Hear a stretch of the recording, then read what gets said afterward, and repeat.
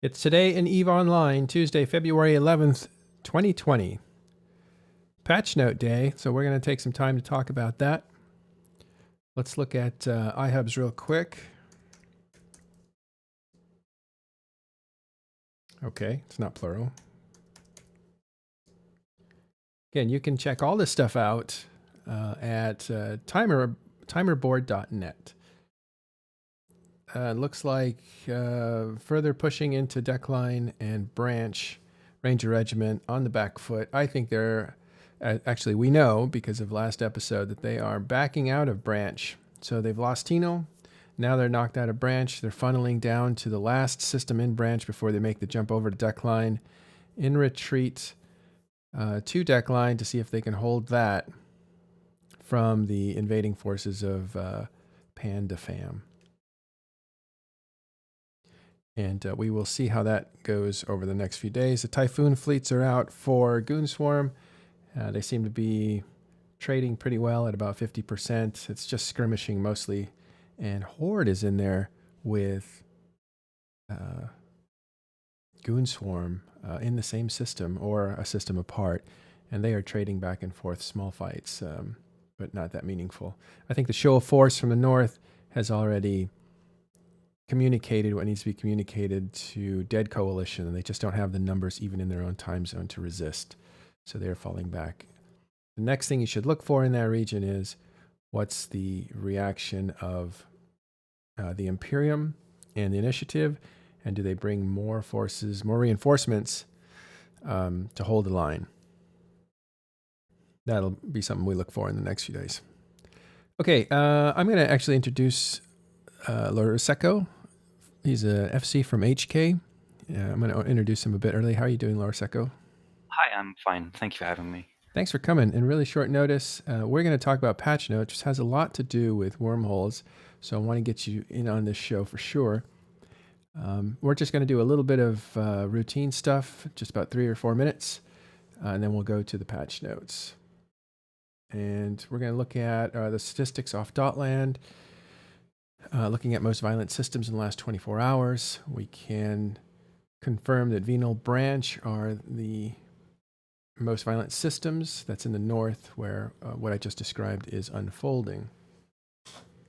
In Empire Region, the Forge lost 2,200 ships in one day, which is huge. And Lone Trek's way up there too at 2,085. So those are usual trade hub casualties, maybe war casualties. Anybody resupplying is vulnerable to those kinds of attacks. Okay, looking at most violent systems in the last 3 hours, a couple fights in Branch and one in Cobalt Edge. In the last 24 hours, PF TAC in Venal had at least one battle of 400 casualties. Low sec systems that are violent is the usual Tama, Rancer, and Black Rise area. And then most violent systems in high sec again are your trade hub areas. Looking at most active systems, I did want to stop by here. And now we're seeing better variation than yesterday. Yesterday was crazy. They were all like 10 or 12,000 NPC kills in the last 3 hours, and all about 45,000 in the last 24 hours, and all in Oasa, which was just shocking. And we talked about, is this botting or something? And I was told later that there's a limit to how many NPCs get generated, and so there's other factors in there that I wasn't considering. So we're going to revisit that theme later when I'm a little more prepared and knowledgeable about what it is to NPC rat all day long. Okay, what you'll notice here is most violent systems for wormholes, there's no data. Can you tell us why there's no data, Seco? Because people used to use dotline data. They'd roll into a wormhole, look at the dotline data, and back in ye olden days, wormhole anomalies, you'd run them for 4 days in a row. So if you saw dotline data and there was activity for the last 48 hours, you knew that in a couple hours somebody would be ratting. So you'd seed some dreads, and it was a very easy way to find people to kill in wormhole space. It was far too easy. So CCP switched off the API for wormhole kill data, NPC kill data. Yeah. Was that a change that wormholers wanted, or CSM wanted, or who was behind that change? It was before I started playing. It was a very long time ago. Yeah. It was Okay. sort of like 20, I think it was sort of 2011, 2012. They switched it off. It may have been later than that. Wow. Yeah. I remember that change, but I thought it was a bit later than that. I think it was quantum explosion that really used that data well. And when that change happened, oh, actually, it wasn't quantum explosion. It was their earlier iteration. Was it Blood Union? And I think when they changed that, Blood Union lost a lot of players. I think they actually. Yeah, I remember QEX doing it a lot. I started Wormhole Space late 2014, Mm. and the change had happened by the time I joined, so it was before then. Hey, where did you start? 'Cause you're a very interesting guy, very knowledgeable. So, what's your trajectory been in Eve Online? My trajectory. I was one of the people who got picked up in all of the media coverage for the Battle of Asakai. Ended up in Brave Newbies, like most of the people from back then did. Um, got poached into Suiz's corp in Goon Swarm, the Mm-hmm. guy who does all of the songs, the Little B songs. That was a good time. Yeah, Got the Wormhole bug from Clarion Call 3, ended up in Hard Knocks, and I've been there for 6 years, plus or minus a few holidays to some other groups. I was in Skill U for a bit, a couple months in Volta, this and that.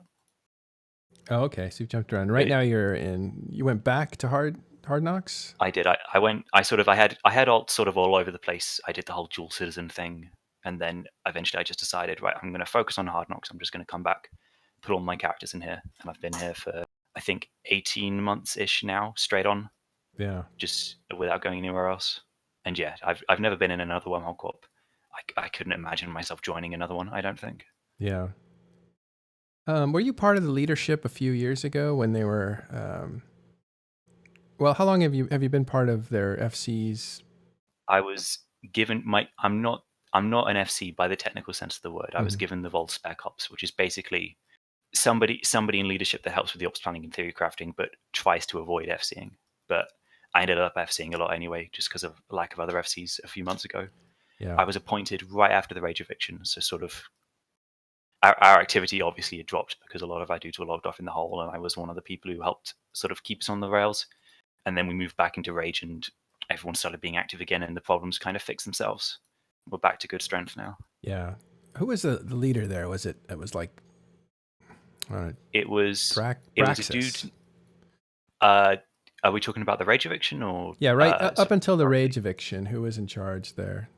Braxis was in charge up till the Rage Eviction and is still in charge. He A is dude okay. named Asen was CEO. He's basically been AFK since about 2016.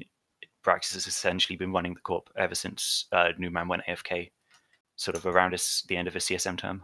And he got like given the role officially in about 2018. He's been leading us ever since. Okay, he's still there. All right. Oh yeah, And all right, so well, let's move on to fantastic history. By the way, I like your trajectory because it you seem to be where I think the game's momentum was. You know, I'm glad I had a chance to experience Dominions of, so I have that comparison now. I'm glad I did that. yeah, yeah. It was very like where you were kind of the you seem to be riding that wave of new and interesting stuff from Asakai on to wormholes and timing it right, which is pretty cool. Okay, so exploration. I mean, not exploration. Let's talk about these patch notes for February 2020. The first thing that comes up is exploration, and it looks like I'm just going to read these and then we'll talk about them. Wandering wormhole connections, excluding Thera and shattered wormholes, have their presence increased. The second one is wandering C5 and C6 connections to nullsec have had their presence increased. And lastly, new wandering connections between C4, C5, and C6 wormhole systems have been introduced. What do we got here? So when you scan a wormhole chain, you go however many systems deep, and you have, say, 15 or 20 wormholes total if you're really committed to scanning a proper chain and finding content. And a lot of the times you will jump into a system and there's just the static. So chains tend to be fairly deep and fairly narrow, with this change increasing the number of wandering connections. a lot of our guys' gut reactions are there's so many extra wormholes to spawn. This is getting confusing. I don't want to scan this much. But in reality, if we scan the same amount of wormholes as we used to before this change, we're going to end up with shallow and then wide wormholes. So we jump into a system, there's however many connections, 4 or 5 instead of the old one. We end up scanning the same amount of wormholes, but what happens is when we run into a hostile group, our homes are closer together. It's going to be a lot more dense exploring in wormholes from now on, as far as PvP groups wandering around finding content. So on the surface, this is a good change for content. People are closer together. It's going to be easier to find each other. So Mhm. just looking at these notes, it looks really positive, especially sort of, they say all wandering wormholes here, which is like, that's fantastic. That's good for everyone. Everyone gets to see more people more often. Yeah. What's the difference between a shallow and a deep wormhole? So when I'm talking about shallow and deep, I'm not talking about wormholes. I'm talking about Oh. the chain. Mhm. So before the patch, you would scan, if say you want to scan 20 wormholes, you get up today, you say, I'm going to scan a chain that's 20 wormholes. You would jump into static. Before the patch, there would just be that static, and you would just scan a really long wormhole chain. It used to be called a C5 highway, and you'd end up with sort of, it'd be 10 to 12 jumps from one end to the other. With these new changes, you jump into a wormhole and there's a load of different connections going in all directions. So if you scan the same number of 20 wormholes, the longest distance in that chain is only going to be 3 or 4 jumps with the current amount of wandering connections, which which which just means that if somebody lives 3 jumps away, it's going to be faster for us to get to each other's homes to interfere with ratters or miners or whatever. We're going to be using very dense chains for logistics. We're going to be running into each other more. Mhm. And for the prearranged honorables that we do, because there's less connections between our two groups, it's going to be a lot less likely that there's a low mass connection somewhere that's going to interfere with our PvP. So on the surface, as far as PvP corps interacting with each other goes, it's a really positive change. Especially point 3, they specify they've increased between C4, C5, and C6. We can come back to C6, but C4 and C5, that's where most of the major PvP groups live. It's in one of those two wormholes, beside the dudes down in C2 null. So those guys having more connectivity, it's a good thing. Mhm. It's a good change. So I guess what I'm getting is it's instead of having like waking up in the morning and scanning down a train track that gets you from one point to another with stations in between. This is more like waking up and seeing a grid of streets. So Yeah, you can go in different absolutely. directions. It's like comparing the Nile to the Amazon. The Nile's longer, but the Amazon, it just spreads out more. Like, you're closer to more water, if that makes sense. Yeah, it's constant. Yeah. Well, that's going to be interesting. So, what do you think the effects are going to be for wormhole players first, and then known space players second? Um, Wormhole players, the increased connections to nullsec, it's in line with CCP's recent attitude of, we want players to be able to log in and find content faster. And they did that with the holiday filaments really well. That was a fantastic experiment. I've not Mhm. found someone who doesn't like them yet. And this is the same concept. The idea is, if you want to roam out in nullsec in wormhole space, you can't just log in and start roaming. You have to scan a chain. And they're just decreasing the amount of time it takes for us to find a nullsec wormhole. That's what they've done here. So it's going to be less time from logging in at the start of the day to finding content in nullsec. Yeah. And Okay. like, as far as the impact on nullsec groups go, I couldn't say without knowing the specifics of the increase. I will say, for the Mhm. record, I mentioned this to you right before the stream. It does appear spawn rates on nullsec are currently bugged. I didn't do any scanning this morning, but my corp did quite a bit of scanning. Victor tells me, RFC tells me that him and the others scanned 30 or 40 wormholes this morning and found one nullsec. So that there appears to be something not quite right currently, Mm. but we've either been very, very unlucky or something unintended is That happening. seems So like with any luck, precious little nullsec for your effort. absolutely, we expect about 1 per 5 wormholes typically, one nullsec. So I'm hoping it'd be like 1 per 3 or 1 per 4 wormhole in the future. Yeah. We'll see. We'll get to what happens with nullsec in a second, but it seems to be the strategy that CCP is using is to get you guys to fight each other more, but also to invade known space, nullsec, to give you access to that, to roaming around without wasting a bunch of time. So what do you think the net effect is going to be for known space for people in nullsec, for instance? Um, I'm not sure. I mean, without ignoring any other changes that are happening to nullsec income, I just think that they'll lose a few more people for a couple of weeks and learn to adapt to increased wormhole roams. They can already drop quite a few super caps and force us off grid, even a few caps if we're not properly formed up. Hmm. As far as purely the roaming wormhole changes, there's not going to be that much of a difference. Nullsec residents have learned how to roll wormholes very cheaply. Like if you look at wormhole space kills for Sigil as a good example, the hauler, you'll see a bunch of Sigils fit with large micro drives and large afterburners that Nullsec has just suicide in to kill wormhole chains. So they've already learned how to deal with them. They're just going to have to deal with them a little bit more than they used to. I don't think it'll be a big deal. Yeah. So they're, for lack of a better metaphor, they know how to deal with gopher holes on their lawn. So they know how to plug them up and close them Yeah. out. So So it's not if a it's matter of only fighting you guys. It's a matter of plugging in your entrances and routinely. yeah, plugging the entrances is a fair bit of effort. You need scanners to go around and find them, or you need to follow us home. Like if you see one of our scouts, you need to follow us and walk where we are. It's a lot of effort. A lot of people just can't be bothered with doing this every couple of hours because nullsets can spawn up at all times of the day, and it's going to be a little bit more. Now, how much more effort will, of course, affect it? If it's only like 20% more wormholes in nullsec, it's just going to be 20% more effort. If it's something drastic like wormhole, like it's doubled, for example, like we get double the amount of nullsecs, that's a lot, and there's going to be other implications there, almost similar to blackout initially, in the sense that Yeah. if you want people to be out in space PVEing, they need to at least have the illusion of safety, which is something that blackout removed. Right. That's what I think. I think this is blackout may have been too stark and too obvious, and what they seem to be doing is incrementally approaching the same chaos. I'm glad they're doing things incrementally. Blackout was beyond our wildest dreams in Hard Knocks about like where we thought the changes were.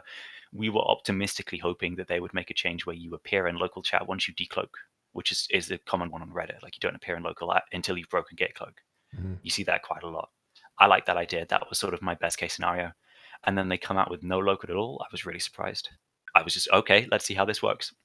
Yeah. Undocked the first day, super excited. Have a look around branch out of curiosity. We had a branch and chain. Nobody's out because there's no local. Docked back up. I honestly didn't play for most of Blackout. Like I logged in to do the odd thing for Corp, but my guild board's looking pretty poor for Blackout. Because you couldn't I'm find sure anything. I could. A lot of people had a lot of success with Blackout, and a lot of people like because there was less free intel. Roaming groups were running into each other more. Home defense groups were having more fun. Uh, if somebody had an incursion into someone else's space, it would take them longer to spot the response fleet coming to chase them down. So there'd be more sort of surprise. Where did these 70 people come from? So there was a lot more content there. I'll confess I didn't put in as much effort as I could have done, but for whalers, which is kind of Hard Knocks' main thing in nullsec, Hmm. like we do roaming as well. We have people who enjoy the good fights, but our main thing is probably whaling.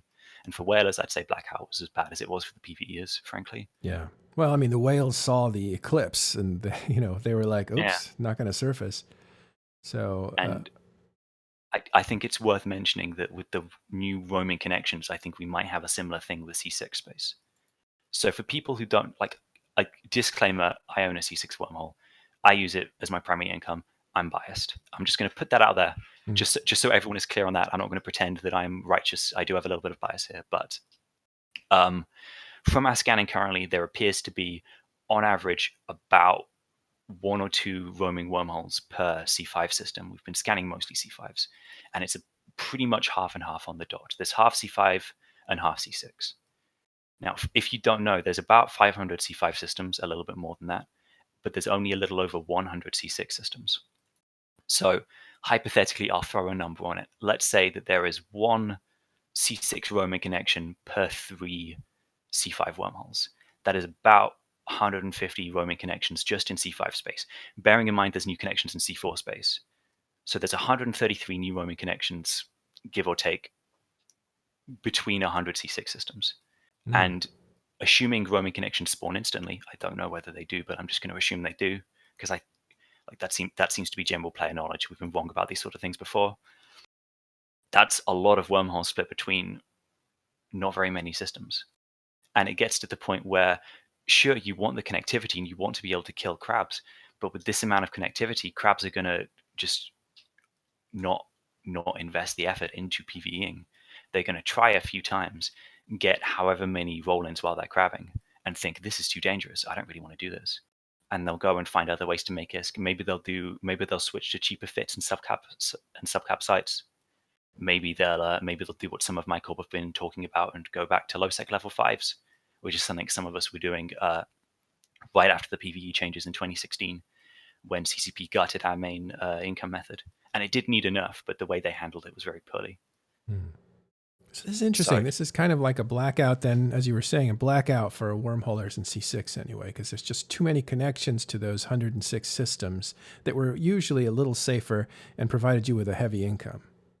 yeah, and just like the actual blackout, this is very polarizing. I think every person in wormhole space is going to be one way or the other here. It might even be half and half whether they think this is good and bad. And it generally tends to be the people who actually own the bear holds, of course, that think it's a bad change, because they sort of grimace in horror at the thought of having to roll all those extra wormholes, and then you undock to get started and another wormhole spawns, and then you roll that again, because you could just leave them and then hope for content, fit a nuke to your rattlesnake, and pray that the enemy isn't going to kill you. But at the end of the day, Yeah, I, and I don't think people want to do that. It seems to hit that same sweet spot of, I wouldn't call it a sweet spot. It seems to hit that same spot of not putting pressure on you for ISK, like nerfing ISK, or putting pressure on you of, I don't know, changing the doctrines or anything. This is putting pressure on you in a man-hour sense. Like you have to do more labor that can't really be, I don't know, if made efficient. For the record, I am 100% up for more roaming connections. The change, like reading these patch notes, like that last line, that looks great. I'm quite happy to roll a few extra wormholes a day if it means more content between PvP groups. It's the amount they've done that I'm concerned with. It is a lot. If my rough math that I've just done here is correct, we're looking at over 200 new roaming C6s between about 100 C6 wormholes themselves. Like it's a lot.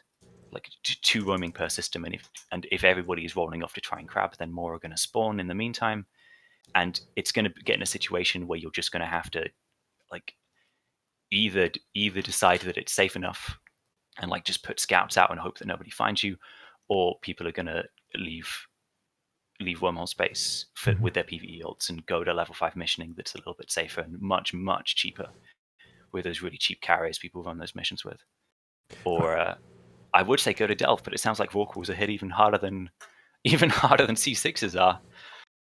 Yeah. Well, we're joined by Cable and Lichgrave as well. We have Laura Seco here from Hard Knocks. We're talking about the patch notes that are hitting today, or is it today? Yeah, I think it should be. It's usually Tuesday. They're out today, yeah. Yeah. So these are February's patch notes. We're talking about the exploration section. That's the first section about increased wormhole connections to C4, C5, C6 wormholes, and increase connections or wandering C5 and C6. Connections to nullsec have been increased. And finally, connections excluding Thera and Shattered in general have been increased. Well, this is going to be interesting to see. How do you predict this is going to work out? What are your thoughts on that? I think that C5 space is going to be on average a lot more healthy, because the rate of increase of roaming connections between C5s, I think it's a little much in my opinion, but that is my opinion. I think at the end of the day it's going to be healthy for C6 space, for C5 space. Sorry, I'm concerned that C6 space is going to see less activity. I think that considering there's a fifth of the amount of C6 systems as there are C5, it's not proportional to have the same amount of roaming connections. There shouldn't be a fifth as many roaming C6 connections, because C6s are the dangerous, most profitable space. There should be more, but it shouldn't be the same as C5 space. In other words, if you have 100 C6 wormholes and you have 500 C5 wormholes and you augment the connections the same amount to both, you're going to find C6s a lot easier than you're going to find C5s. So it's unless it's calibrated percentage wise, it's going to be a bad thing for C6s, I guess. Yeah. It essentially comes down to how profitable you believe C6 space is worth the risk. And I did do some numbers here for when I went on the Meta show a few weeks ago. Yeah. I'm afraid I don't have the statistics with me, so you're going to have to take my word for it or do your own research if you want to verify this. Mhm. I believe Olmeca said in a Reddit post shortly before he was elected to CSM that Delve's sort of, I forget what he called it, it was sort of ISK to risk ratio, something like that. It was 3%. And by that he means for every 100 ISK that's made in Delve, they will lose 3 ISK. Now, working out the ratio of that for C6 space is pretty impossible because in the monthly economic reports, you see the breakdown by region in nullsec, so you can see exactly how much Delve makes a month. You can't see that in C6 space. There is a stat for commodities, which is how we make our money in wormhole space. We sell the blue loot that we get from the rats, so we can see how much wormhole space makes total. So as an assumption, taking the numbers from all of wormhole space and assuming that all of that money is made in C6s, that is ridiculous. That's absolutely not what happens, but I'm just going to assume that to make the numbers just to confirm that I'm not biased. If we do that and then take the amount that's lost and do those stats for, I think it was September that I did these for, September 2019, Mm-hmm. you'd find that C6 space is twice as dangerous as Delve. So for every 100 ISK, we were losing 6 or 7 ISK. Now, obviously, Delve is quite safe, but there's dedicated hunters in Delve. And this is also assuming that that 12 trillion that was made that month, I believe it was 12 trillion, was all made in C6 space, which is ridiculous because people rat all over the place. According to Exuki's survey that he did in all around Wormhole space where he collected info for his CSM, his survey said that 70% of Wormhole space that answered his survey ratted in C5s. So my numbers are quite unrealistic. They're making C6 space look safer than it is. So in my opinion, C6 space is dangerous enough. And it's so dangerous, in fact, that I don't really use my C6 wormhole because I'm scared constantly of. There's a lot of Russians that roll C6 wormholes to kill people, so I never use them in my time zone because I'm just scared of them. If I can't afford to stay up late to run in US time zone because real life allows or doesn't allow, I just don't. I just ignore it. I log off. Maybe I'm a coward, but Well, it's dangerous. Like those fits are expensive. It's a strategical move. It is a strategical move, but well, it's just a lot of people in C6 space are braver than me, and they feed their dread setups, and they're like, "Oh, I don't care." But Oh, for sure, but me, I mean, it's also a cost-benefit analysis. If I can farm 10 sets of dreads for every one time I lose my dreads, then it's still worth it. It's the yeah, same principle. I take it with the NPC Sotios. Sorry yeah, for that absolutely, turn, but I can feed 10 fucking sets of dreads, and it doesn't matter because you get a loggerhead, because not a I loggerhead, still make a a profit. Komodo blueprint or whatever. Yeah, and Exactly, so it doesn't matter. I think that the amount of roaming connections we're talking about is skewing it too far. I Essentially, mean, from what I understand, they just made all wormholes have 2 of the same statics they had before. yeah, except they're not statics. So if I have a C5 wormhole and there's a bunch of wormholes connected, I could roll them all off, and there would just be the one static. But they would spawn Oh, no, no, elsewhere no, no, somewhere no. in wormhole space. They have 2 statics. Like, I literally scanned through some C5s and some C6s. They all had 2 statics. Their They normal, like, C5 static, it had 2H 296. they look like normal statics because CCP have reused the codes for the wandering Okay, wormholes. okay, that's So fair. they do look like that, but if you were to roll them off, you'd find that only one respawned. So the number of statics hasn't Okay, changed. fair enough. Okay, But so it's like, just a rolling statics, a yeah, roaming stack. Sorry. this is a very broad assumption, and I have really no Mm-hmm. knowledge to back this up. But I would assume when you roll a static, it takes about a minute for it to just pop back up. I Yeah, feel like that's just CCP calculating where to put the wormhole. It makes sense to me that that's about the same amount of time it takes for a wandering wormhole to respawn elsewhere. That's pure yeah. conjecture, but that makes sense to me. So with that assumption in mind, there's going to be constantly 200 wormholes, mm, 200 C6 wormholes. And what's More or more, less, yeah. if I log into Crab, I can't even roll off all the connections because. So for those of you who don't know, if you have a new wormhole spawning in your system, it only spawns the other side of that wormhole once you jump it. So for example, if I have a C5 static, say I'm connected to Laserhawks, they won't see the signature that my static is connected to until I've jumped it, and then the signature will pop up. So I log into my C6. I see there may not be any wormholes connected to me, but I know there's 200 wandering C6 connections. There may be even as many as 3 or 4 wandering wormholes connected to me that haven't been popped yet. and the wormhole is actually physically in my system. So like drifters actually sometimes warp to these wormholes that don't have signatures. So I know the wormholes might be there. It's pure paranoia at that point, but they're not going to be popped until someone jumps it. And when someone jumps it, they're going to jump it with sabers. They're going to jump it with a fleet, and then there's not very much you can do. Because sure, you can do a lot of damage with a C6 dread setup. Like it's between sort of It's not one and harmless. it's between 1 and 6 dreadnoughts depending on who you are, and sort of 6 horde dreads are going to wreck anyone's day. But you only have so much fleet hangar space to refit to PvP. Say your cat battery fit for PvE. Okay, I need to refit to cat booster now. Okay, I refit to Horde guns, but now they have a Phoenix on grid, so I need to refit back to Cap guns. But now I don't have the fleet hangar space because I've unpackaged all of my guns and they're all 4K meters cubed. You run out of options very quickly in a PvE fleet when you're not fit for PvP. So maybe we start just fitting for PvP.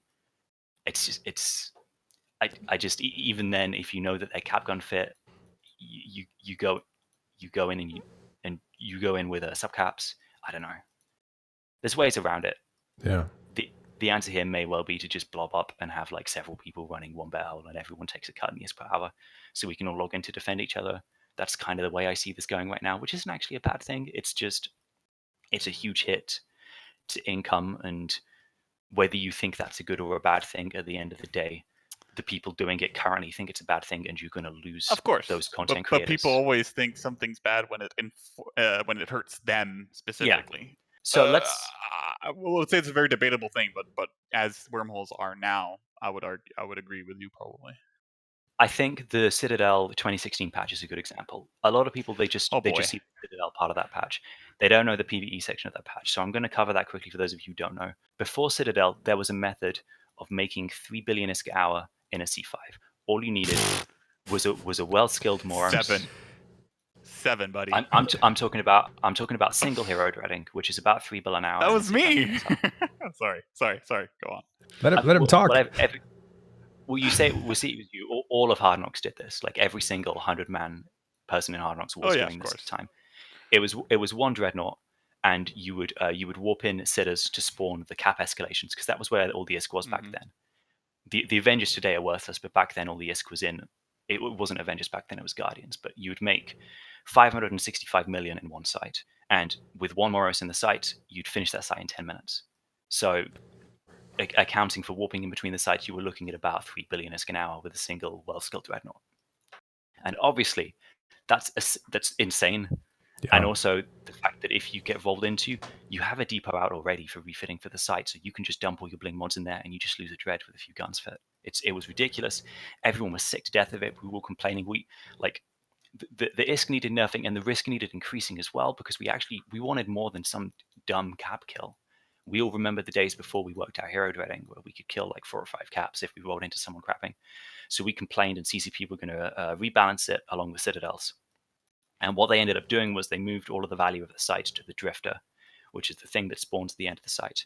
And what that ended up doing, firstly, it removed the value from the Avengers, the cap escalation, so you didn't need to put capitals in sight for the value.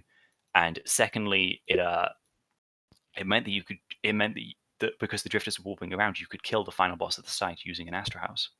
Like you could tackle him. Any Citadel, most people used Astras, but any Citadel.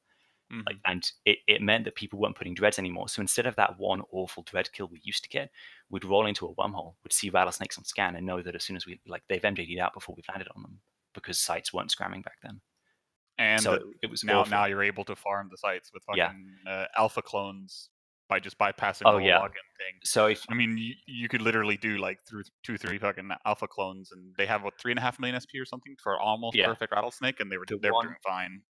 The one reprieve from that is that alpha clones cannot use micro jump drives, which is something at least, but it's still but like still.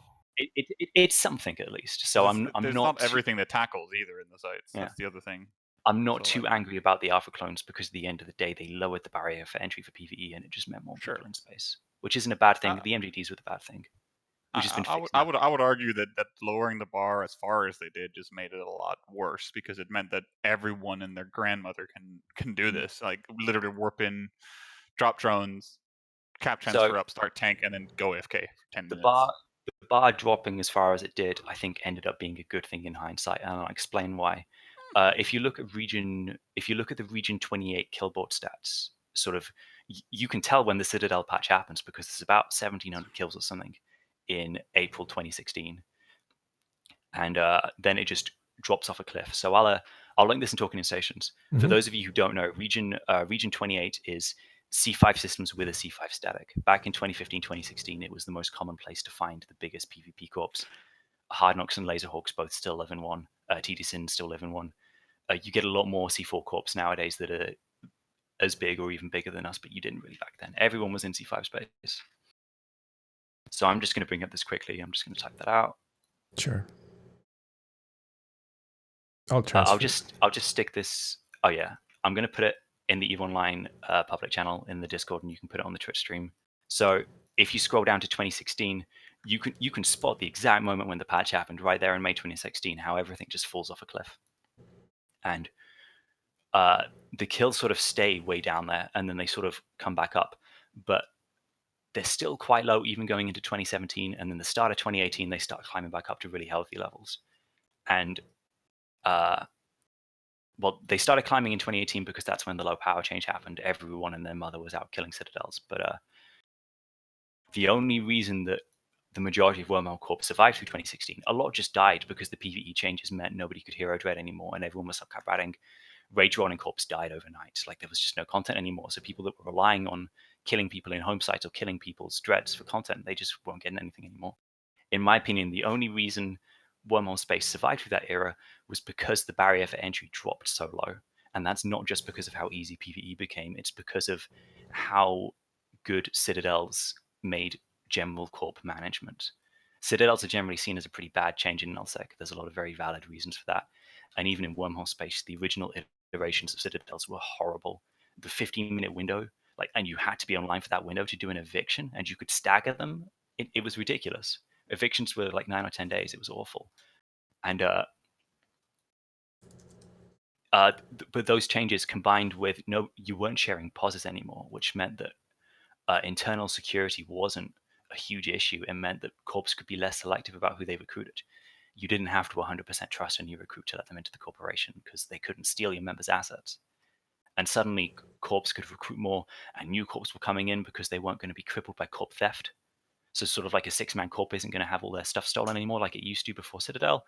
And Wormholes ended up surviving despite the PvE changes in 2016 rather than because of them, thanks to the advantages of Citadels.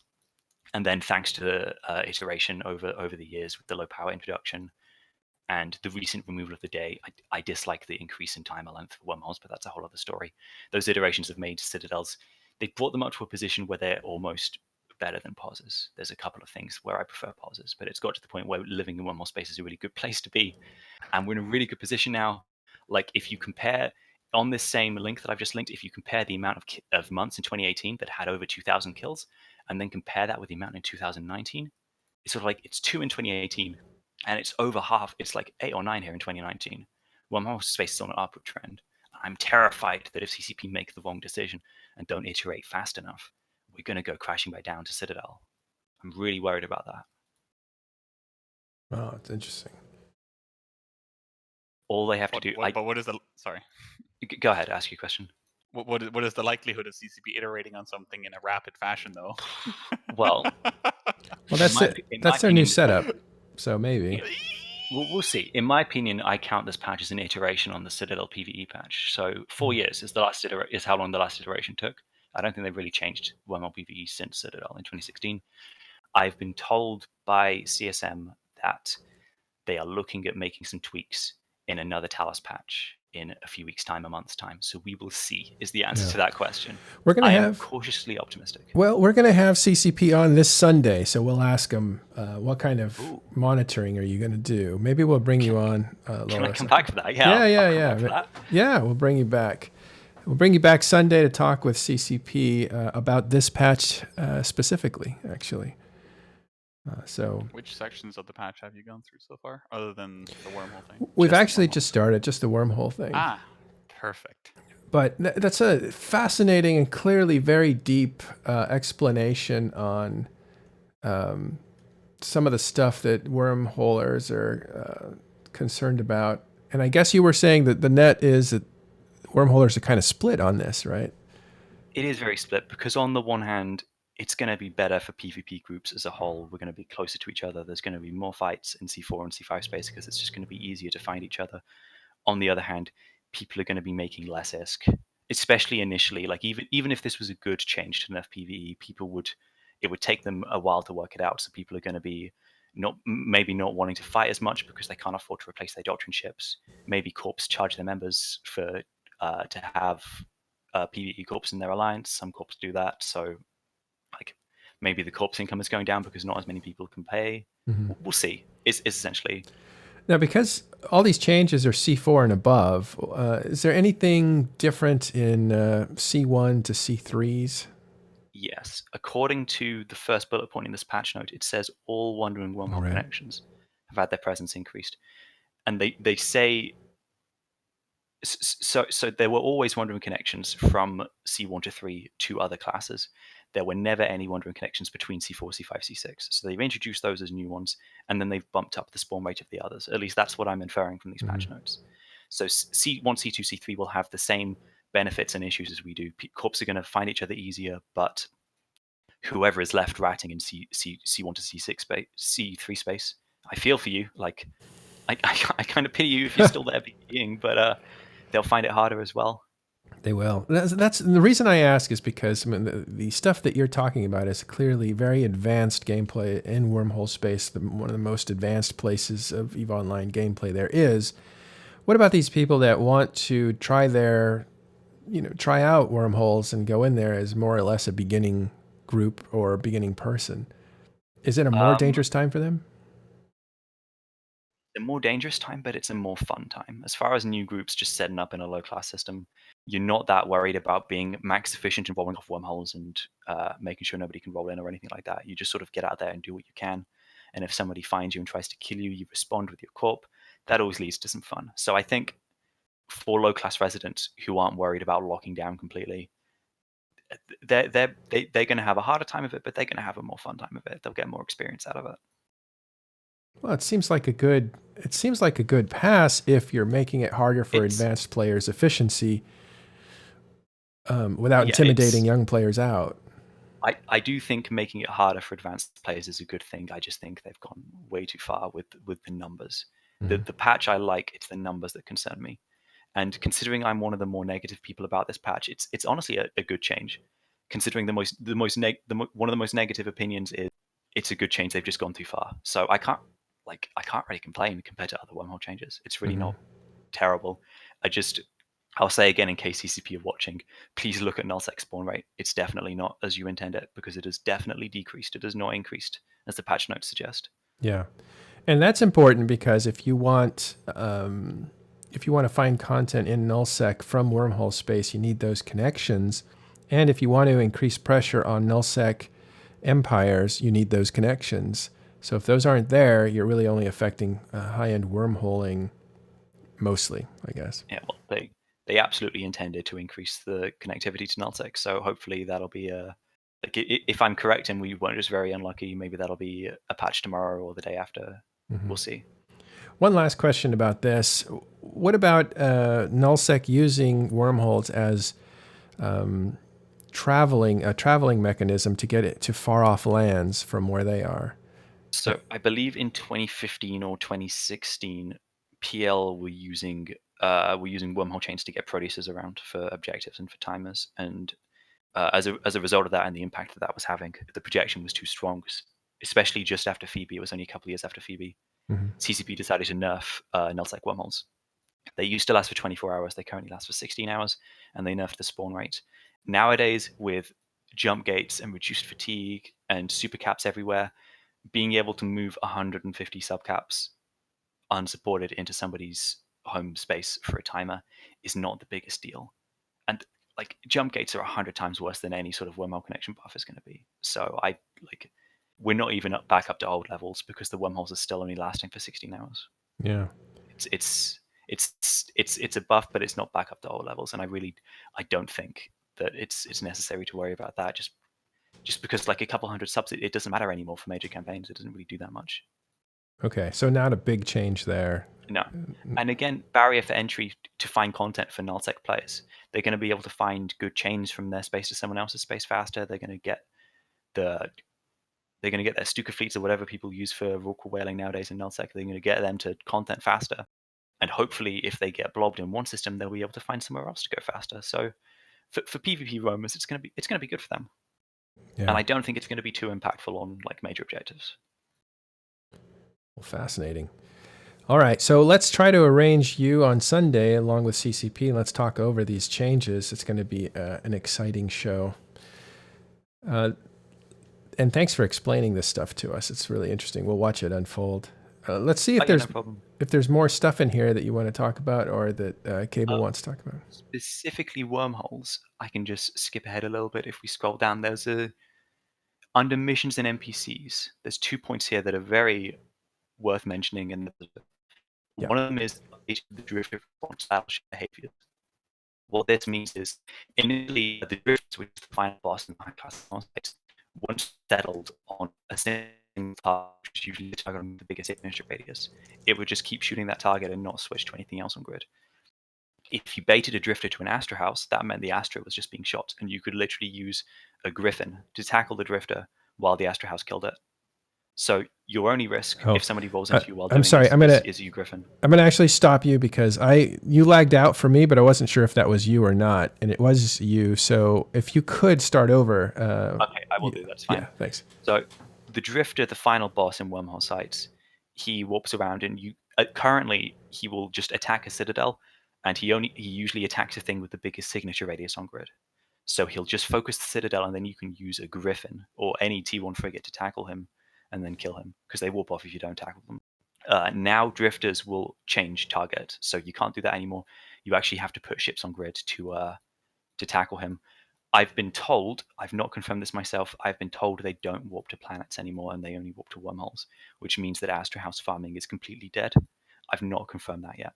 I do need to go and test that myself. I'll probably hop on Sissy later today. Sorry, say that again. That they have changed what? I've been told that drifters no longer warp to planets. They used to warp to planets since today. Dispatch. I've been told. Okay. In this patch note, I've been told this is the case. I don't know. I need to go and test that. If there's any C5 Astra farmers out here that are watching, I'm sure there's plenty of you. Go and test it and let me know. Go ahead and ping me and praise Bob if you're a wormholer. Explain why that's important. It means so currently an Astra House does 15,000 DPS, probably more. I can't remember the numbers. That's more than a Dreadnought. If like you have good skills and so on. Yeah, which is more than any Dreadnought in the game, including like a T1 Zanitra. So you're looking at killing these things in less than 5 minutes with zero risk, because if someone rolls into you, all they're going to be able to kill is your tackle frigate. If drifters don't warp to planets, it means they're only warping to wormholes. They might be warping to anomalies as well, which is another rumor I've heard. Again, I need to test that. But if they're only warping to wormholes, it means you have no way of baiting one within aggression range of a citadel, which means you have to commit ships that are capable of killing this drifter to the grid yourself, which means you have to put a Lashak fleet or a Nest fleet on grid, or one Dreadnought can kill one in 2 cycles. I think two can kill it in like half a cycle. Depends on what else you're using for tackle. So this is a really good change. It means these rattlesnake farmers who run their sites and then MJD out at the end to get away from the drifter and kill it with the Astra House. This is how botters in Wormhole space tended to run their sites, because it was very easy. It's even easier to bot than carrier adding, and it's also very hard to spot them because a Wormhole space player acts very similarly to how a Wormhole space bot would act, depending on like external environment. So this is a very good change. It kind of neuters a lot of the common botters that you see in Wormhole space, and it also means the most risk-free method of high ISK generation in the game no longer works. And on that note, about battleships MGDing out, the second point under missions and NPCs is that updated some sleeper warp scramblers to shut off micro jump drives. From testing this afternoon, we have not yet found any sleeper NPC that used to point now seems to scram. Like there's not even some points in some scrams; it all seems to be warp scramblers. Which means notice that this morning, yes. Yeah, so people who sort of low effort their sites and just like kill stuff in whatever order or set their drones to aggressive, they're going to have a harder time of it. You can focus down points just like you probably do, just like some people might do in nullsec, just to be safer. But a lot of the times, one of the points is the trigger, and if you kill the trigger early, you bring in the next wave and you cause a lot of damage to yourself, you might not be able to tank it. So it makes it a lot harder just to subcap wrap. And on top of that, you can no longer kill the drifter with an Astra, so you have to kill the drifter with your subcap fleet. And it gets to the point where it's just easier and cheaper to put 2 Naglfars on grid. You can fit up a Naglfar that can kill a drifter for 2 billion ISK, put 2 of them on grid, finish a site in 20 minutes max with 2 Naglfars. That's 550 mil in 20 minutes. And if somebody rolls into you, 2 Naglfars, free content. So these two are very good change. Wild. Yeah, I see no negatives with that, other than this may push individuals to multi-box more, but I'm hoping what it'll do is, instead of multi-boxing more, because that's a lot of risk, and if your income's just been slashed, you might not be able to do that. yeah, I'm hoping exactly. it will mean people start sharing People the start bear grouping holes, up more. Yeah, which is great because that's what I'm hoping to see. But some people I'm are very hoping that. resilient, so we'll see. So for people who want to know why I want to see people group up, back in the olden days before bear hulls were really meta, people would run sites in their home. And if you tackled somebody running dreads in their home site, they would mass ping their corp and they'd undock dreadnoughts and carriers. If you look up some old Hardknocks PvP videos from 2014, 2015, you see us killing like 15 carriers in a wormhole that warped in to save their crabbing dread fleet. You don't get that nowadays because everyone's in their bear holes. If you roll into someone and they're crabbing in their bear hole and you catch them, it's usually just them with those characters in that site. If people start grouping up, say there's 3 or 4 people sharing a wormhole, if you tackle someone's dreads in a site, they're going to whoop in their friends. Maybe they have some horde dreads on standby that are specifically designed to fight off enemies. It's more interesting, which is why my end goal with Wormhole Space kind of, this is a utopian desire and it's never going to happen. And please don't think that I want to kill bear holes. My ideal is to remove bear holes from the game and then make home sites both valuable enough that they can support a big group, but also not too overpowered to make like very small numbers very, very powerful. Because currently there's 3 ways of making ISK in Wormhole Space. There's the home sites, which is the most fun way because you can warp in to help your friends if someone gets tackled. But one system can't support a whole corporation. You're very limited in one system. The second method is static sites, where you jump out of your wormhole and run sites somewhere else at subcaps and then come back when they're out of sites, roll the chain and carry on. And because you're not limited by site respawn, because you can just keep rolling, it can support as many people as you want. It can support as many people as the mass of your wormhole allows. The issue there is if you're using your corp static for PvE and somebody else wants to log in and do some PvP, there now needs to be a decision. Do you guys get to keep PvEing, or does this guy get to PvP? And that's caused some wormholes corps to collapse in the past. That sort of drama. There was a really funny email that leaked 4 or 5 years ago where a corp had designated PvE days where they'd say you could only PvE on Wednesday and Thursday and there was no PvP on those 2 days. It caused so much dramas. Bear holes were a way of taking the PvE out of home, just having 1 or 2 people per hole. But that has its own issues because then you have to defend the holes. People sometimes take their PvP characters out of home to go and run their bear holes. They have their own issues, but they are a necessary evil. They're far better than static sites. They're far more sustainable for a corp, assuming you can afford to set them up in the first place. And yeah, like hopefully this whole dangerous thing will mean that people are grouping up in their bear holes. But I do think it's too much currently, to the point that people might just not bother. We'll see. Yeah.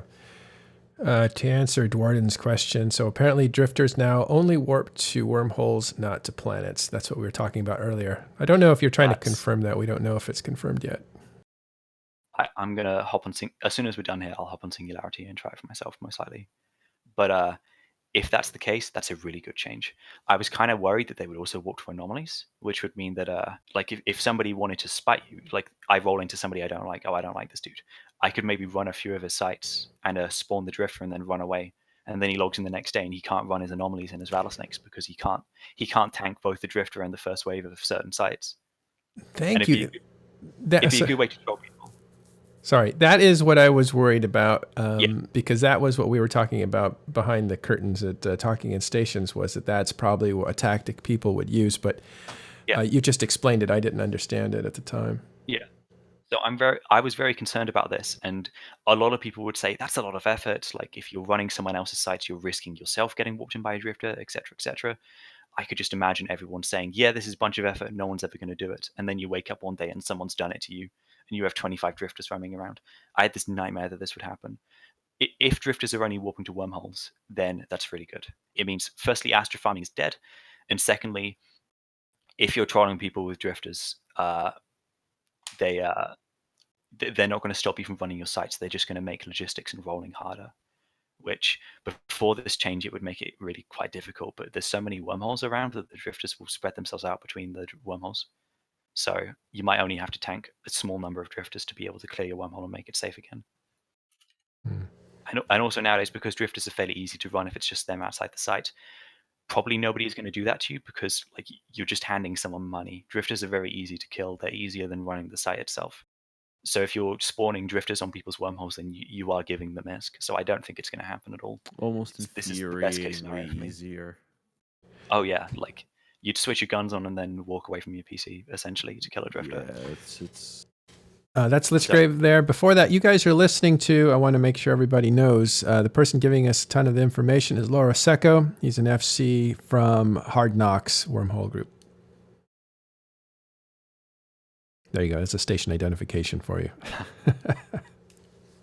We're going to try to have him on this Sunday when we also have CCP to talk about these changes. So don't miss that show this Sunday, 1600. All right. I think that's most things wormhole related, honestly, as far as the patch notes go. I don't know if there's any other comments. Major changes. If you guys have any questions, we'll take them now for Laura Seco. Changes to the way drifters are going to behave, which changes the way that you react to the environment in wormhole space, and wormhole space itself changing in that more connections are being made on all wormholes, but especially C4 through C6, there'll be some wandering wormhole connections. All right, that is awesome information. Is there anything else in here that we should be looking at? Got to wrap up soon, but the savior changes. Oh boy. The ore changes. The ore changes are horrible. Wait, let's save the ore changes for a minute. Laura Seco, did you have something else? Nothing as impactful as the ore changes. I was just going to say that the savior implants might do something interesting. But ore changes are major. So let's do ore changes. All right, let's go to ore changes. Just before we hit the ore changes, there has been the remote capacitor transmitter tier aside. There have been module adjustments made. Sorry. So check your logi fits. They may be broken. I'm just saying. Anything that involves cap transferring, your tinker fits, your logi fits, check them because there's a high likelihood that it is completely busted. Are we talking modules here? You know what just occurred to me? Modules. Going back to C5. They did remote capacitor transmitter tier side. Got it. The old C5 bottom valor snakes rely on a mass capacitor transfer setup. That they do. They might not even work anymore with this change because the cap transfer. So do spider lishaks. Oh. Yeah. Oh, I didn't even think of that. That's great. Oh my god. I already had that set up for Wolf Rayet site. Or not Wolf Rayet, Cataclysmics. Please describe what what you're talking about. A rattlesnake to run a C5 site, a rattlesnake needs to fit so much tank that you just don't have the capacitor to run it. So what you would do is you would fit remote capacitor transfers to a group of rattlesnakes and just all mass cap transfer each other with those egress port rigs that reduce the capacitor requirement of the transmitters themselves. And you'd end up in a situation where you'd be able to cap stable tank 2,500 DPS, even under the nukes of the sites. Wow. What Cable's talking about is doing this in a cataclysmic variable wormhole, which specifically has a bonus to... does it have a bonus? Repping. Oh, so you'd run Nest. Remote and capacitor. Tank. Yeah. So it nerfs local tank, but buffs remote boosting. Yeah, so what Cable does is essentially... It's still quite well doable, but with the sort of standard rattlesnakes, and these are the easier ones to run, and therefore the ones that the botters tended to use. There's been a decrease in the regard capacitor transmitter, which is the one that's been changed to a compact, and the amount transferred has been decreased. And I'm just thinking about when I used to run rattlesnakes in sites, there were a couple of sites where the cap got a little bit scary, and I had to sort of shuffle around some cap transmitters because it was very sort of on the ball. And it might now be at the point where you can't run using the old double rattlesnake or triple rattlesnake fits. I'm going to look into that actually, because that's Also, that's the quite a big nester, the Tinker nesters. So Yeah. deal. Could a nester survive with like one less remote rep and one more cat transmitter? Is a I question. don't know. I don't know. I With think Saviors, definitely. I think they might do. With With Saviors, oh, they with might. Saviors, but it's going Well, to be Saviors tighter. So, but Saviors increase the capacity. Like they don't adjust the cost of the reps, do they? So it would make it even higher effort to maintain your reps, and you'd probably see more nesters die. And the question is the amount of reps people fit to nesters in these sites. Do they fit a bunch just to be safe, or have they min-maxed the exact amount? Because if they fit a bunch, we I must see coming. believe 4 larges is what I know. That's what I see used, and I know that's what my sounds fits. about right. Well, let's But let's climb out of the. We're going to climb out of the weeds right now that we're in, because this is super detailed stuff, but very interesting. If you want to find out, come to Talking in Stations Discord after this show. yeah, we'll be here after the show. People will be talking about this all day long. But module tier side, bottom line, check your fits. Some doctrines may not work. Some theory may break down with these changes. That's a big deal. I think we need more time to see how that works out. But let's go over to OR changes. These are supposed to be big changes too. Yeah, they're pretty significant. They're pretty insane, gotta say. Oops. Here we go. All right. Like Yeah, that's a rabbit hole. They should rename Colossal to Mediocre. Colossal's kind of misleading here. Huh? Yeah, it is. So essentially, they swapped around a ton of what's it called, ores in high sec, low sec, and null sec sites, and they shifted around some what's it called, some quantities as well. And the overarching result that I can see at least is more people are going to leave null sec to go mine in high sec. Maybe. That is like a potentially wormhole space, but wormhole space is not as safe. What I was talking about home sites with dreads in the sites, instead of dreads, it's rorquals. People rolling into each other's rorquals. That might be fun. I don't see rorquals being picked up in wormhole space. I also don't see people Definitely moving to not. high sec for the purposes. They're giving up their rorquals. They're not going to. EVE players are very stubborn. Question: does this affect moons? No. This is simply anomalous. So I've never mined before, so fill me in here. I have mined significantly. So you can answer this question quite easily. Some of the minerals from the colossal, from the colossal. Do you get some of that from moon mining? But the ore that you use, all of it. No, but like the ore that you were getting from the colossal, or from whatever people used to mine pre-patch, like do you get the same? All the ore that you can get in colossals, you can get from moons. So, in a sense, this patch will have affected moon mining because value is going to spike because people can't get it from colossals anymore, right? So moon mining is going to be a lot more. Sure, but that's why I was saying the whole thing with high sec, because what CCP did, that they I think it's a year ago or something, they opened up moon mining in high sec, right? And then they made it so that you could get the same 10 or 15% ore in high sec from moons than you can get in null sec. And so you saw a lot of people start shifting around and saying, well, I mean, yes, I can make ISK or better ISK with a rorqual, but at the same time, you also got to value things like effort, value, risk of dying, having to pay attention, and so on. In high sec, those things don't exist. The worst case for you is someone griefs you by bumping your orca away from the rock. And that's essentially all they can really do to you, because it's not feasible to gank someone in high sec. And there's like little over 2,000 systems. Pirate and Code both disagree with you on that statement.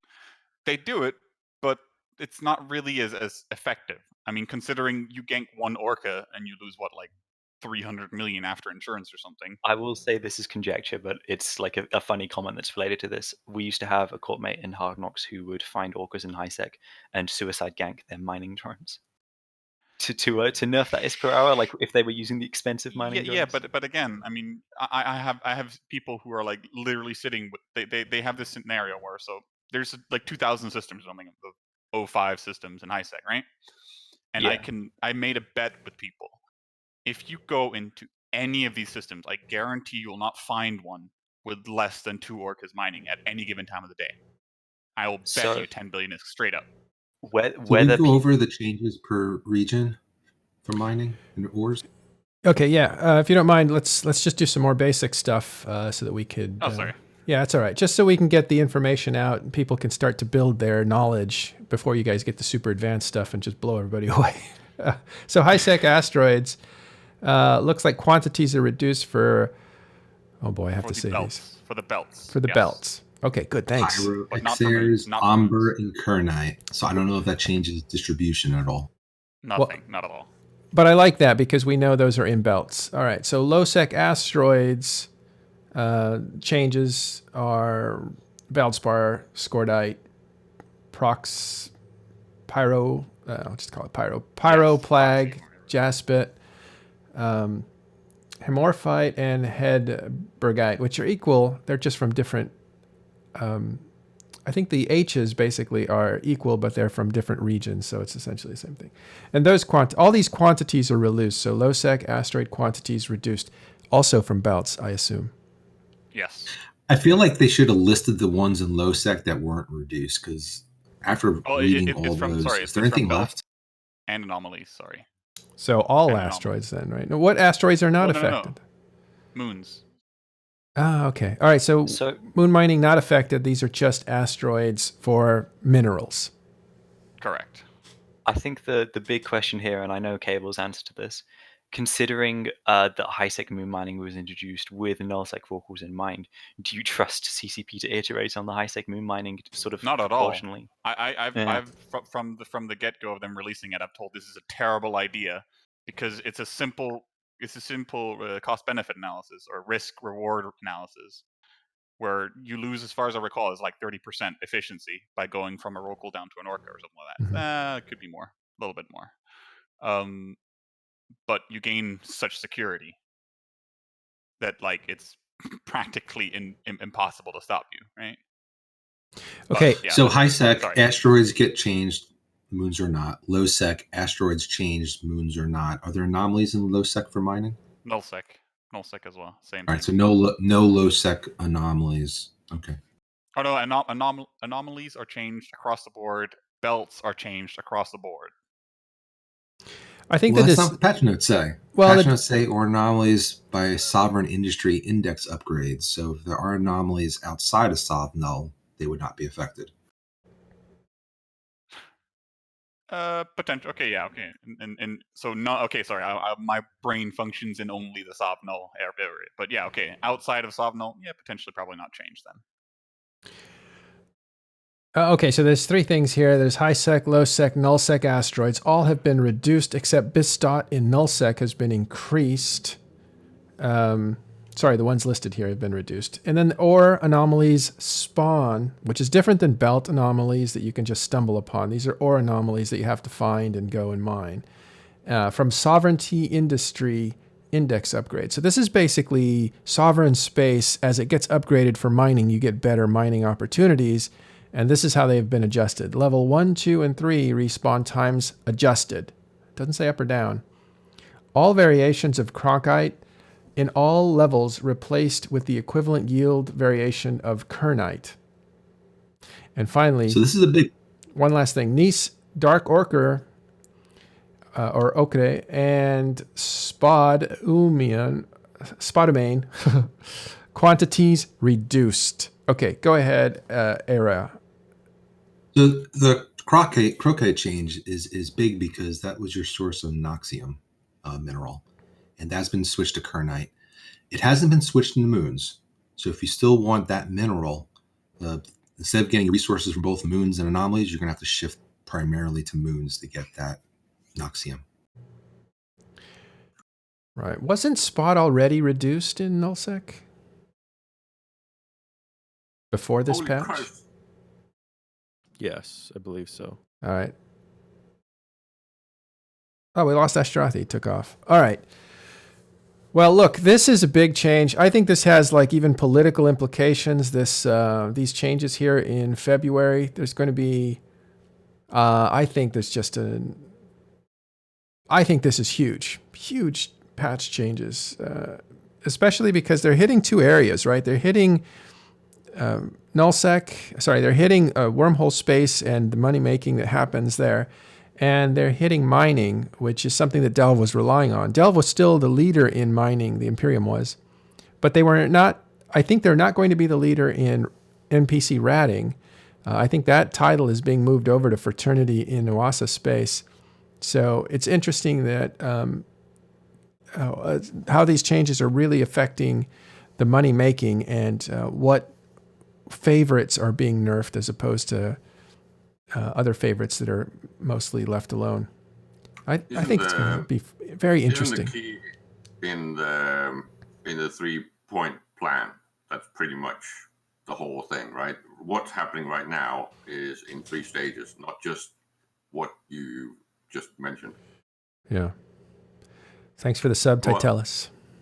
Well, going into a shortage phase, then a redistribution phase, and then a dynamic distribution phase. That's exactly what we've been asking for years now.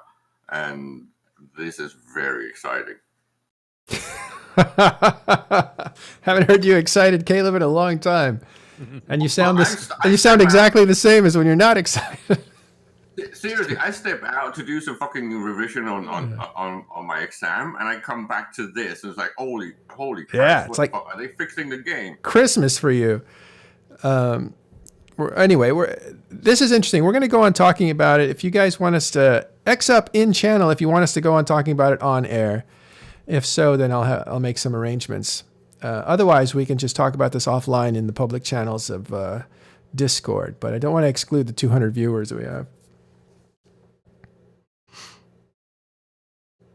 Or Seco, before I take off here, I want to say, okay, so a lot of people want us to stay on air, and I'm willing to do that. Do you have to leave? Yeah, but I have to leave too. I have it's my 10th anniversary at work for a certain thing, and so I'm going to get an award today, and I got to make sure I'm there on time so that they don't have an award party without me. So I got to take off. But I want to keep. Congratulations, Matt. Well, thank you. I appreciate it. Yes, congrats. But I do want to keep this going because we have a lot of people that are interested, and you guys have a ton of knowledge in here. So I'm going to actually let it go. I'll just remotely turn it off when we're done, unless I have someone that can stream it. Wait, Lichgrave. There is one change. Yeah, I can stream it. Make the patch notes that before we go into the OR. If you're like me and you have your redemption queue and you kind of wait to the last minute to redeem and you sort by expiration date, be warned, the UI changed today. Oh, I noticed It's that. far harder to figure out which ones are about to expire. So if you're like me, you do wait till the last minute, just be aware of that change. You might actually have to scroll through these large icons and figure out which ones you need to redeem before you lose your free skill points or free skins. Yeah, I just need to get the stream key. Such and an then we'll be good to unnecessary go. change. So I don't know why they did that. just find it real quick.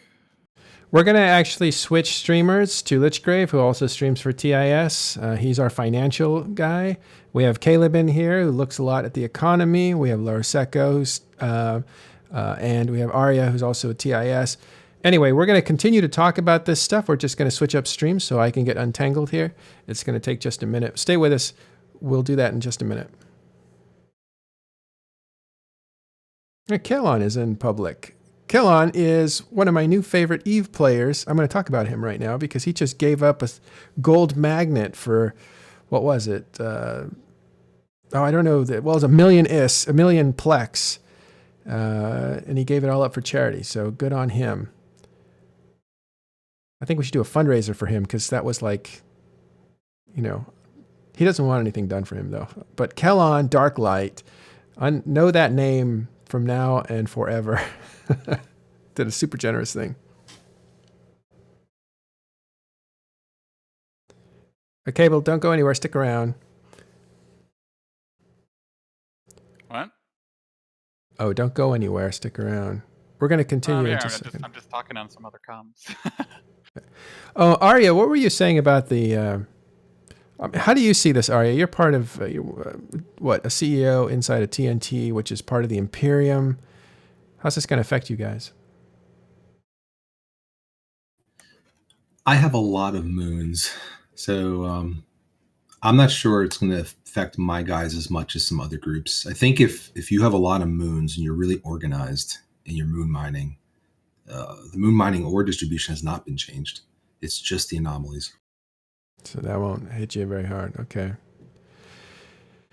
There's one other thing I'm going to talk about right here This is news that we're just discovering. And we're going to get into it later, either midweek or on Sunday. But there's some interesting changes going on with Noros, the leader of fraternity. He may be starting a new alliance that would basically absorb some members from other Chinese alliances. Not enough information on it to be clear, but there's some interesting stuff going on with the Chinese community right now. This week is going to be very, very pivotal, I think, to the future of at least that time zone. So we'll check that out. Some interesting stuff. Also, we did confirm, I think yesterday we were talking about, I want to make this correction. There's a few corrections I need to make, actually. It's part of the business. You get on, you don't have all the information, you get things wrong, and you need to go back and correct it. It's not necessarily the best time to correct it. I'll probably correct it again.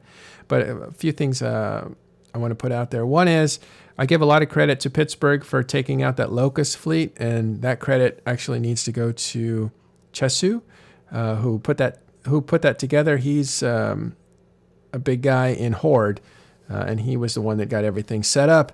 But the missing ingredient there was Pittsburgh, but that combination was lethal to at least 1/3 of a full Locust fleet, which is 50 or so Rorquals that destroyed all in one go, which is impossibly big.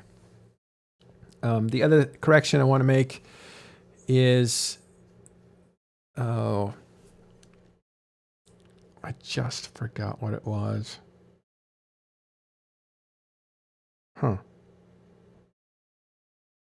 There's another correction I need to make. I'll make it again at some other point.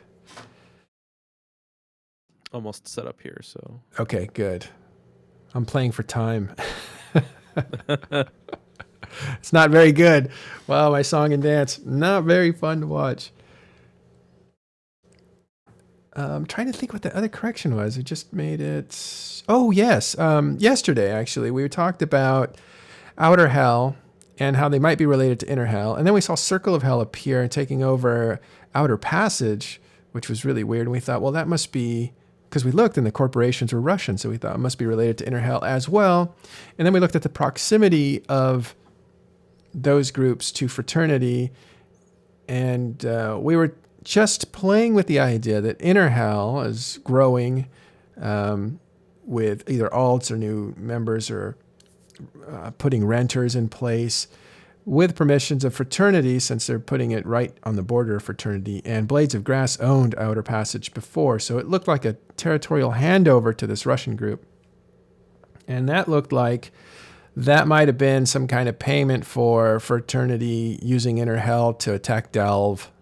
I don't know why. Like, that was just where my mind went, like very strategic. But we contacted Inner Hell, and they denied that they're affiliated with Outer Hell or Circle of Hell at all. And so those groups are not the same group. So let's put that to rest. I don't know who Outer Hell is, but I can definitely confirm Cycle of Hell and Inner Hell's leadership are completely different entities. They're not related. So Outer Hell as was Conoco, and Conoco is a group of Russian mercenaries. So okay, from Nullsec, I believe, or Losec. But no, as far as Inner Hell aren't mercenaries. As far as I know, they don't take payment to go and kill people. They just kill whoever they want, whenever they want. They just kill. They live in a C2 with a null and a C5. They roll both statics as long as their content creators are online and kill anything they find in either wormhole. They're very fun to fight. They actually and put up a good fight. So their line members are made up of anyone, but their FCs are very good at the game, very effective at what they do. Does anybody have the patch notes? Yeah, I'll get them to you. So those are not related. Yesterday we were trying to put some links together that did not exist, so let's make that clear. I'll make it clear again at some other time when it's not just the end of a show here. So, okay. Ouch. I want to say thanks very much to you guys. We're going to continue this in just a minute. Stay tuned as we move over with Lichgrave. We'll take this for another few hours, probably talking about the distributions of ore and anything else that's coming through the patch notes. But I do think, just looking at this and thinking of the landscape, that this February, this is a big change. This is a very, very big change. Okay. Oh, I see Dunk Dinkle criticizing me in chats. par for the course, my friend. But yeah, it's true. When I go off and talk about wormhole stuff, I'm usually wrong. All right. Joining us will be Arya, Brisk-Rubal, Caleb, Lichgrave. This is going to be hosted by Lichgrave and Laura Seco. So hang out in just a minute. Yeah. Okay. So I'm ready to go. All right. Stay right here. We'll be right back.